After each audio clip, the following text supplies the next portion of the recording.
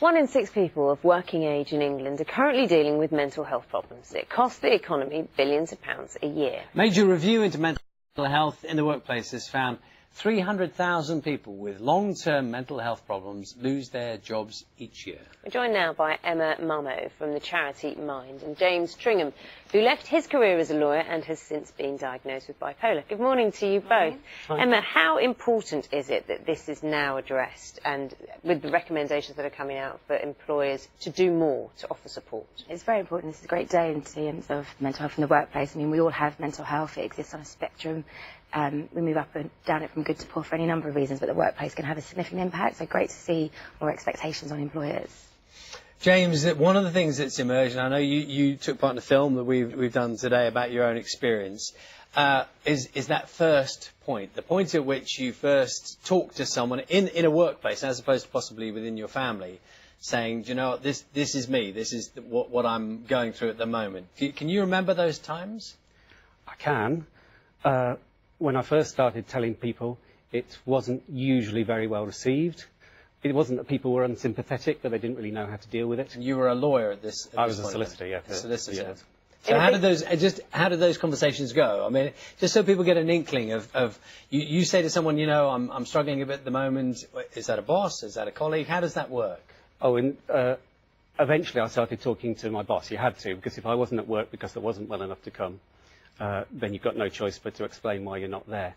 But their real concern in a small business like that, and I worked in small firms, is making sure that I bill enough money to keep my job, and ultimately, if I'm not there enough, or if I'm not coping with the workload enough, then by goes the job.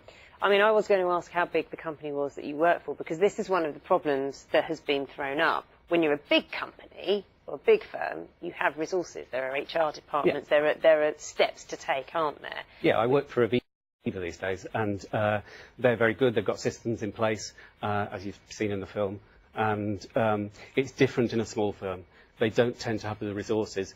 But to be honest, if all a firm did was say, it's fine to talk about it, and here's a signpost way to go if you do need help, that would be a huge start. It's interesting, isn't it? Because do you think sometimes that is clearly there are practical issues when you're looking at, you know, in a small organisation who is literally going to do the work if you're struggling or whatever. But do you think it's a bit of a cop out? I mean, do you think what actually people need is someone just saying, we're hearing you, and you know, maybe we can be part of the process that helps? Absolutely. I mean, for me, what keeps people well, in general terms, is just good people management. You know, work-life balance, the features of good work, so people have a say about how they do their job and so on. So this stuff keeps people well, and I think any employer can be implementing stuff around that, making sure people are supported in that way. But then when someone's starting to struggle, it is just about having a conversation. Well, what does this look like for you? What support can we put in place to help you manage a difficult period? How do you know when someone's starting to struggle? What are the signs that employers should look out for? Because there's a line, isn't there, between you come to work, you do your job, you want your own life, you have it outside work, and not wanting to be interfered with, so to speak, by your bosses. There is a line on both sides to be measured. But I know the people I work with well enough that I can start to tell if someone is struggling, because they either become introverted or because they're in late, or there are signs.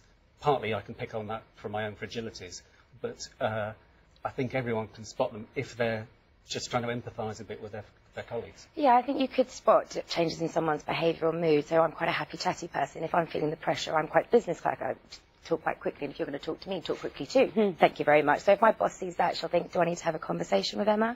But I mean, in the workplace, once you say it, you can't unsay it. So sometimes people are very good at hiding stuff. So I think it's for employers and managers to be asking people routinely, how are you getting on? How are things going? And then hopefully the conversation will open up. James, you clearly have empathy with people who are suffering because you've been there yourself. You know what it feels like. It's an ongoing thing. Do you think still widely there are issues around people kind of understanding, getting their head around what it can mean to be in that place? So I'm out and proud as a mental health sufferer, if you like. And I'm struggling at the moment. I've got family issues going on. And I found it difficult to say that to my boss, who's really sympathetic and really helpful. And if I'm like that now, despite having been used to it for however many years, then it's going to be so much harder for someone that's coming into it new for the first time. But it makes you sitting on the sofa all the more... sorry, no. It makes you sitting on the sofa saying these things all the more remarkable, and people will take something from that. The thing to take is, providing you get the right help, you can get through it. I don't want to be negative, but at all, because it's obviously wonderful to talk about, what's going on and to be compassionate with our fellow workers. Was there ever a point you thought, if I say something, my job's at risk? Oh, certainly in the past, as a lawyer, yeah. Because that has to change, Emma, doesn't it? It's that attitude. It's employers making clear you're allowed to not be 100%. Yeah, it's what I was saying about that spectrum. We'll move up and down it for any number of reasons. If you invest in a staff member, you build up their knowledge of the organisation, they build up contacts and clients. If when they hit a wall, you just say, not in my workplace, thank you very much, you lose all of that. And actually, if your workplace isn't so healthy, the next person you recruit, they might hit that same wall. So for me, employers absolutely need to acknowledge that all staff have mental health. You want to do stuff to keep your people well, but then you need to be able to respond if they're struggling and not lose that valuable person. James, thank you very much for sharing your story with us. Emma, you didn't talk too fast. It's all right. You didn't talk too fast. You're fine. Oh, sorry. I'm Mediterranean. We talk quick. There'll be people who are affected by this, and if you want details of organisations offering information and support with mental health, they're available on the BBC Action Line. That's at bbc.co.uk/action line, or you can call for free at any time to hear recorded information. That's on 08000 564 756. And we'll make sure all those details are on the BBC Breakfast website as well. Lots of you being in touch as well with your comments on this. Thank you very much.